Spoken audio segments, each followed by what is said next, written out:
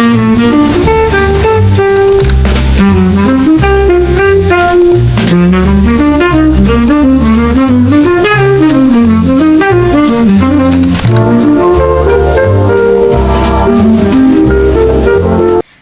kembali lagi bersama kita, tapi e-course kali ini bersama saya Gregoriani Oktrusnya India tentang pengaruh manajemen waktu terhadap produktivitas. Nah, tema besar kita kali ini ada dua. Yang pertama, menyusun skala prioritas, dan kedua, teknik menghindari prokrastinasi. Nah, kita bahas dulu mengenai pengaruh manajemen waktu terhadap prioritas. Seseorang yang dapat mengelola waktu dengan baik dapat memberikan dampak yang baik juga terhadap kehidupannya sehari-hari. Seperti apa? Seperti memiliki prioritas dalam bekerja, mengurangi keterlambatan dan kesalahan dalam bekerja, serta adanya konsentrasi yang baik terhadap pekerjaan sehingga dapat meningkatkan produktivitas seseorang. Nah, di samping itu, terdapat juga pula dampak yang buruk jika seseorang tidak bisa mengelola waktu dengan baik, seperti memiliki kecenderungan prokrastinasi sehingga menjadi terlambat dan hambat dalam menjalankan tugas. Manajemen waktu berhubungan secara positif dengan produktivitas kerja. Para karyawan yang memiliki tingkat manajemen waktu tinggi menjadi lebih produktif, efektif, dan efisien, sehingga mengerjakan pekerjaan semaksimal mungkin untuk mencapai tujuan. Nah, hal ini juga sesuai dengan pendapat Forrest yang menyatakan manajemen waktu adalah bagaimana membuat waktu menjadi terkendali sehingga manajemen waktu akan memberikan dampak positif untuk kehidupan sehari-hari, seperti pekerjaan yang menuntut konsentrasi tingkat dalam, meningkatkan produktivitas yang efektif dan efisien. Supaya teman-teman lebih paham apa itu manajemen dan produktivitas, mari kita simak video berikut ini.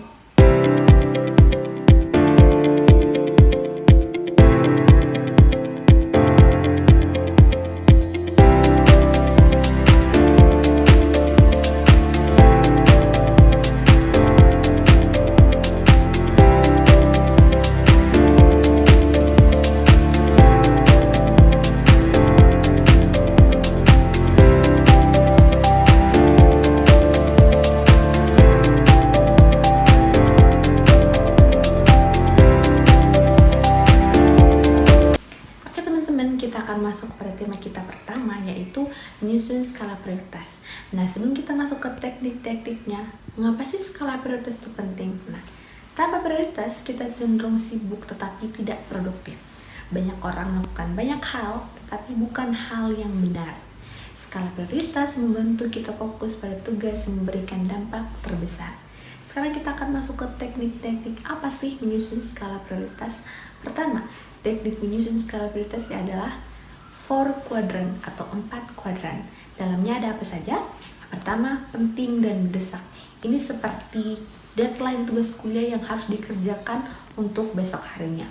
Yang kedua, penting tapi tidak mendesak. Misalnya apa nih? Belajar skill baru ataupun mengerjakan tugas jauh sebelum deadline. Yang ketiga, tidak penting tetapi mendesak. Misalnya contohnya, membantu pekerjaan kecil yang bisa dibuatkan template. Yang keempat ada yang terakhir, tidak penting dan tidak mendesak. Misalnya apa? Misalnya scroll media sosial atau sosial media. Ada juga teknik namanya teknik Pareto, 80/20. Nah, hukum Pareto menyatakan bahwa 80% hasil datang dari 20% usaha kita. Artinya apa? Artinya cari tahu kegiatan mana yang memberikan dampak paling besar di kehidupan kita. Misalnya nih, daripada mengerjakan hal kecil berkali-kali, fokus pada tugas inti yang mendukung tujuan utama, misalnya menyusun proposal besar ketimbang chat yang tidak mendesak. Nah, ada juga teknik menentukan prioritas berdasarkan tujuan. Ini bisa dilakukan dengan apa? Dengan tanyakan 3 hal kepada diri kita sendiri. Misalnya nih, saya kasih contoh ya. Yang pertama, apa tujuan saya? Itu kan bisa menentukan prioritas kita ke depannya. Misalnya kita tanya, apa tujuan saya? Apa sih sebenarnya tujuan saya? Yang kedua, apa kegiatan yang benar-benar mendukung tujuan saya? Kita harus tahu betul apa kegiatan yang bisa mendukung tercapainya tujuan kita tersebut. Nah, pertanyaan yang ketiga, apa kegiatan yang bisa dikurangi atau tunda. Nah, kita harus cari tahu nih apa kegiatan yang terlalu atau yang tidak mendesak sekali atau tidak terlalu penting untuk mendukungnya tujuan kita.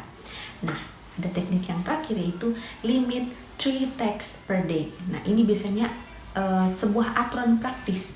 Pilih 3 tugas penting setiap hari. Misalnya tugas kita belajar skill baru, mengerjakan tugas yang bisa meningkatkan produktivitas kita. Oke teman-teman, sebelum kita masuk kepada tema kita yang kedua, mari kita simak bersama-sama video berikut ini ya. You planned your day 100 times. Color-coded, blocked out, perfect on paper. But by 10 a.m., you're off track. By the end of the day, you're tired, behind, and wondering why you even bothered. So now, you don't even plan anymore. Because what's the point if it never sticks? Here's the truth. Your plan isn't failing because you're lazy. It's failing because it wasn't built for real life. It was built for a fantasy day with no distractions, no interruptions, and no energy dips. Here's what works instead. Prioritize one main task. Then give it your best 90 minutes, no distractions. Next, add buffer blocks. This is space for things to go wrong.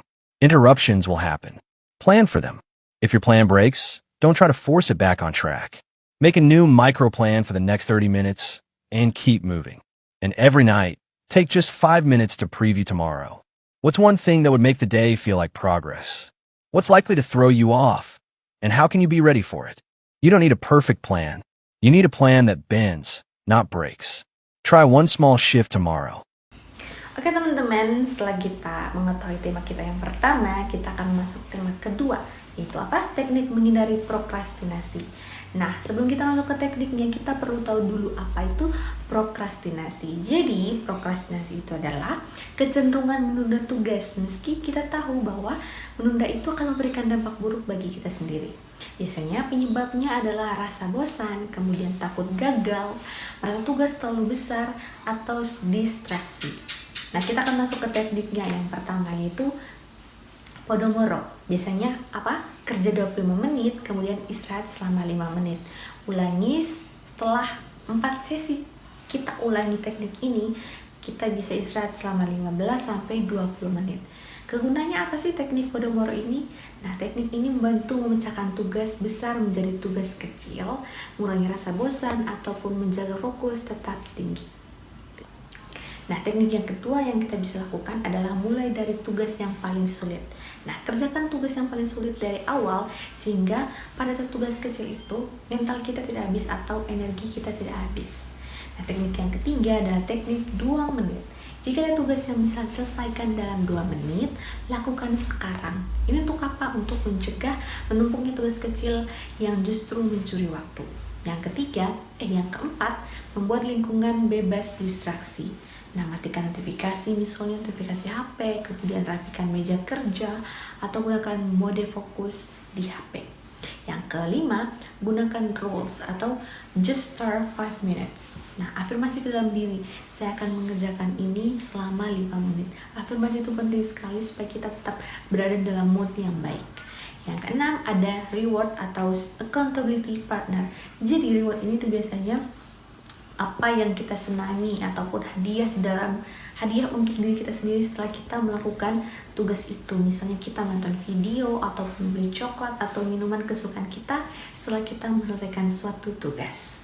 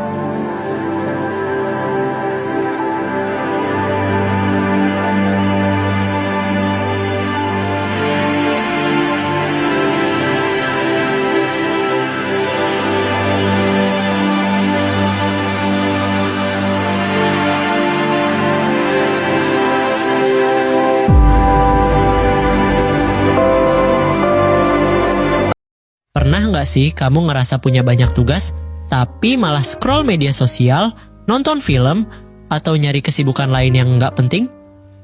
Padahal, deadline tinggal besok.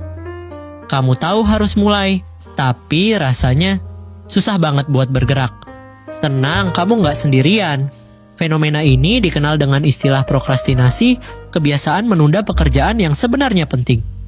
Tapi jangan salah paham, prokrastinasi itu beda dengan malas. Orang yang prokrastinasi sebenarnya bukan nggak mau kerja. Mereka hanya seringkali menunggu mood yang pas, atau merasa harus termotivasi dulu baru bisa mulai. Bahkan ada yang merasa lebih produktif di menit-menit terakhir. Tapi, apa benar begitu? Menurut riset, prokrastinasi bukan cuma soal manajemen waktu. Ini soal emosi. Kita sering menunda tugas karena takut gagal, takut hasilnya nggak sempurna, atau merasa nggak mampu. Bahkan, kondisi seperti depresi, OCD, dan ADHD juga punya peran besar dalam kebiasaan ini. Contohnya, orang dengan OCD bisa menunda karena takut hasilnya nggak sempurna. Orang dengan ADHD gampang terdistraksi. Sementara pelajar sering menunda karena meremehkan waktu yang dibutuhkan, atau merasa harus punya mood dulu sebelum mulai. Sayangnya, kebiasaan ini bisa berdampak serius. Stres, rasa bersalah, hubungan yang memburuk, bahkan masalah keuangan karena hal-hal penting terus tertunda. Jadi, gimana cara ngatasinnya? Pertama, sadari dulu bahwa kamu sedang menunda. Kedua, pahami alasan pribadi kamu. Apakah takut gagal, perfeksionis, atau cuma overwhelmed? Lalu, coba mulai dari hal kecil. Tugas besar itu bisa terasa lebih ringan kalau dipecah-pecah. Gunakan teknik seperti Pomodoro, kerja 25 menit, istirahat 5 menit. Dan yang penting, berbelas kasilah pada diri sendiri. Kamu nggak harus sempurna, kamu hanya perlu mulai. Mengatasi prokrastinasi bukan tentang kerja lebih keras, tapi lebih tentang memahami diri sendiri dan mengelola emosi yang muncul di balik keengganan kita untuk mulai. Oke teman-teman, bisa kita simpulkan bahwa manajemen waktu adalah keterampilan yang bisa kita latih. Dengan mission skala prioritas, kita bisa fokus pada hal yang benar-benar penting.